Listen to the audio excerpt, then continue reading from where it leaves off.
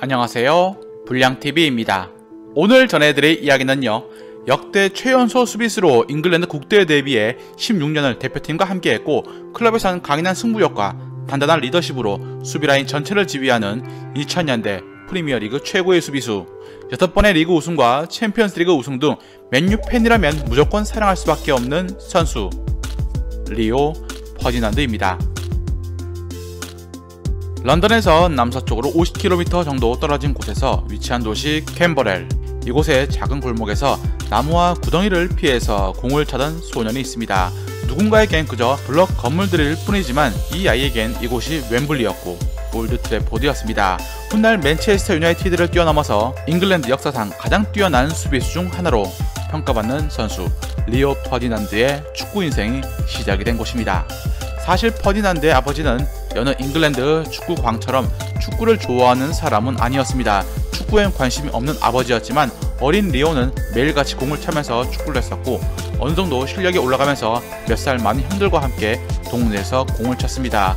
마라도나가 우상이었지만 신체적인 조건이 너무나 달랐던 탓에 폴 게스코인이나 레이카르트 등 번뜩이는 재능을 가진 선수들을 좋아했습니다. 13세가 되고 웨스트햄 연습생으로 들어갔던 리오는 축구와 관리부터 화장실 청소까지 꾸준히 일을 해야 했습니다. 박시성이 훗날 우리는 선배가 밥 다 먹기 전엔 숟가락도 못 들고 자리에 앉지도 못하라는 말에 리오는 맞아 그 느낌 안다며 맞장구를 쳤으니 말입니다. 어린 시절 때부터 인종차별을 무수히 받았던 리오는 복수의 방법을 다르게 생각을 했습니다. 싸움질이 아닌 무조건 경기에서 이기겠다, 골을 넣어주겠다고 다짐을 한 것입니다. 신기하게도 웨스트햄에선 축구 실력이 일취월장하자 한 번도 깜둥이란 얘기를 들은 적이 없었고 피부색이 검어도 아무 문제가 생기지 않았습니다. 웨스트햄엔 그 이전부터 폴 인스를 비롯해서 뛰어난 흑인 선수들이 거쳐갔던 곳이었고 1990년대부터 인종차별 반대 운동이 벌어지면서 상황은 나아져가고 있었죠. 웨스트햄에서 리오는 레드넥 감독의 조련 아래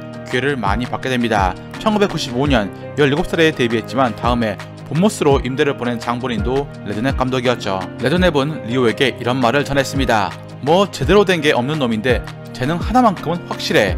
본모스의 멜 마친 감독도 어린 리오에게 큰 자신감을 불어넣어 주었습니다. 진짜 1년 뒤에 리오가 웨스트햄으로 돌아오자 레드넥 감독은 바로 리오를 1군 멤버로 집어넣었습니다. 그렇다고 마냥 선수를 붕뜨게 칭찬만 하지 않았죠. 리오가 실수를 하거나 경기에 큰 악영향을 미쳤다고 판단되면 사무실로 불러서 엄하게 가르쳤습니다. 사무실 벽에 붙여진 바비 무어의 포스터를 가리키면서 바비 무어였다면 어떻게 수비했을까? 아직 멀었지만 너라면 충분히 저 사람처럼 될 수 있어 라며 동기부여를 심어주었습니다. 사실 리오 퍼디난드는 데뷔 초기의 수비수가 아니었습니다. 어느 날 중앙 수비수가 경기에 나오지 못하자 한 주만 땜빵으로 뛰게 되었는데 미드필더였던 리오가 상상 이상으로 잘하자 이후 중앙 수비수로 나온 것입니다. 물론 리오는 불만이었죠. 이겨도 한게 없는 느낌, 슈팅을 맞거나 골 기회를 무산시키는 게 전부라 별 재미를 느끼지 못한 것입니다. 심지어 리오가 웨스트햄을 떠나 리즈 유나이티드로 이적한 2000년 22살 때까지도 수비 자체에 큰 즐거움을 느끼지 못했습니다. 정작 리오 본인도 당대 최고 이적료인 300억이란 역대 수비수 탑 몸값을 찍었음에도 말입니다. 리즈의 감독 데이비드 오리어리 감독은 퍼디난드가 배우고 싶어한 감독이었습니다. 따라서 첼시를 뿌리치고 리즈를 선택한 것입니다. 오리어리 감독은 리오에게 주장만장을 채울 심산이었습니다. 리오가 불과 22살 때 일이었죠. 당시 리즈의 주장 카스 라데베가 부상이 많아지자 만장을 리오에게 맡겼습니다. 리오는 주장 욕심이 있는 것도 아니어서 그저 경기에 뛰고 이기면 그만이었습니다. 단 잉글랜드 국대 주장만큼은 무게감이 달랐습니다. 한편 마이클 오웬을 비롯해서 최고의 공격수를 상대하는 것에 설레었는데 결정적으로 수비수를 꼭 해야겠다고 다짐을 한 것은 2002년 월드컵 때였습니다. 이미 리즈에서 정상급 수비수가 된 마당에 누구든지 다 막을 줄 알았던 그가 히바우드, 호나우드라는 두 천재에게 제대로 벽을 느낀 것입니다. 내가 보던 것과는 다르다. 월드클래스가 되려면 아직 멀었다 생각을 했습니다. 그리고 2002년 여름 리오 퍼디난드는 맨유로 이적합니다. 이적료는 자그마치 약 500억, 그의 일이었습니다.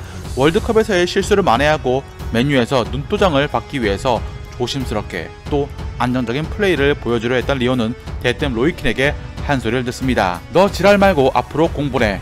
여기 리즈 아니야. 그렇습니다. 맨유는 이기기 위한 팀이었던 것입니다. 바니스텔루이, 솔샤르, 베컴, 긱스와 훈련을 매일 하면서 실력은 일취월장했습니다. 특히 루이사아는 정말 까다로운 연습 상대였는데 리오의 수비 발전에 큰 기여를 했습니다. 퍼거슨 감독은 선수들에게 항상 이겨야 하는 위닝 멘탈리티를 심어주었고 엄격함과 자율성 사이를 절묘하게 조절하며 선수를 조련을 했습니다. 리오도 그중 하나였을 뿐이었죠. 다른 건 긱스나 다른 선수들에게 많은 피드백을 해준 반면 리오에겐 그냥 뛰어 들어가는 놈을 막아가 전부였습니다. 칭찬도 비난도 적었습니다. 그게 리오를 다루는 퍼거슨 감독만의 방식이었습니다. 2003-2004 시즌 약물검사 거부 파동으로 8개월간 출전이 정지가 됐던 리오 퍼디난드가 복귀했습니다. 음성이었지만 검사 기한을 넘겨버리는 바람에 돌연 큰 징계를 받게 된 것입니다. 그거 없는 기간 동안 맨유는 16경기에서 단 7승밖에 거두지 못하는 참사가 일어났고 잉글랜드 국대 또한 유로 2004 8강에서 포르투갈에게 2골을 헌납하면서 승부차이 끝에 패합니다. 국대나 클럽이나 이제 리오가 없는 자리를 대체하기 힘든 지경이 된 것입니다.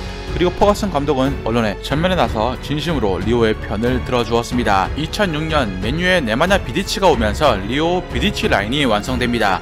처음엔 비디치를 많은 사람들이 듣보잡이라고 무시했고 잉글랜드 무대를 전혀 몰랐음에도 빠르게 리그 방식에 배워나갔고 리오와 비디치는 서로를 보완하고 파트너로 완벽함을 채워나갑니다. 2008년 리그에서 우승을 차지했을 때 우승 트로피를 주장이 들게 되었는데 마침 주장 완장을 찬 이가 리오였습니다. 2007-2008 시즌 게리 네빌이 부상으로 결장수가 많아지면서 시즌 대부분 리오가 주장이었던 것입니다. 그런데 정작 트로피를 들어올릴 때 퍼거슨 감독은 개인 통산 리그 10번째 우승인 긱스에게 기회를 주자고 리오에게 얘기합니다. 물론 리오는 네라고 대답을 했지만 속내는 진짜 본인이 들어올리고 싶어 했습니다. 2008년 챔스 우승을 차지하고 맨유가 리그의 패왕으로 날뛸 때 그럼에도 불구하고 넘기 힘든 벽이 존재했습니다. 바로 2009년과 2011년의 바르셀로나. 리오는 지금까지 상대해본 팀들과 격이 다른 최강팀을 만나서 2번이나 패했다는 것에 큰 충격을 받습니다. 2010년 인테르가 바르셀로나를 격파하는 걸 보고 리오는 단단한 수비와 역습으로 인테르처럼 꺾을 줄 알았지만 두 번째 대결은 더 비참하게 패했습니다. 사비, 이니에스타, 메시보다 더 무서운 것은 측면의 페드로와 다비드 비아였습니다.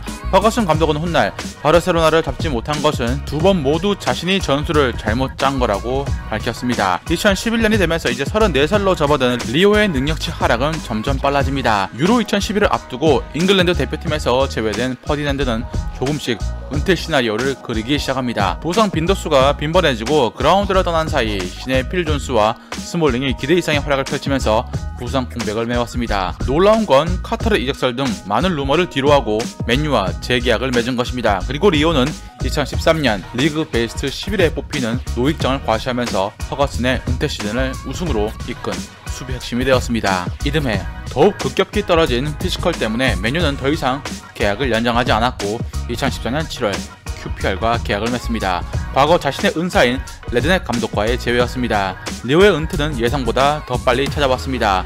부인이었던 레베카가 유방암에 걸렸고 짧은 투병 생활 끝에 2015년 사별하게 된 것입니다. 부부 사이가 좋았던 퍼디난드는 멘탈적으로 크게 흔들릴 수밖에 없었고 2015년 5월 30일 은퇴를 발표합니다. 발기술 쓰는 것을 너무 좋아해서 수비보다 자신의 발기술 자랑이 먼저였고 수비수가 아니었다면 10번 플레이어가 되고 싶어 했던 리오 퍼디난드. 유연함과 뛰어난 피지컬 그리고 파울 없이 영리하게 볼을 빼앗던 맞는 센터백이란 말이 어울렸던 그를 최고의 수비수라고 기억하는 팬들이 많지 않을까요? 즐겁게 보셨다면 구독과 좋아요 클릭을 부탁드립니다.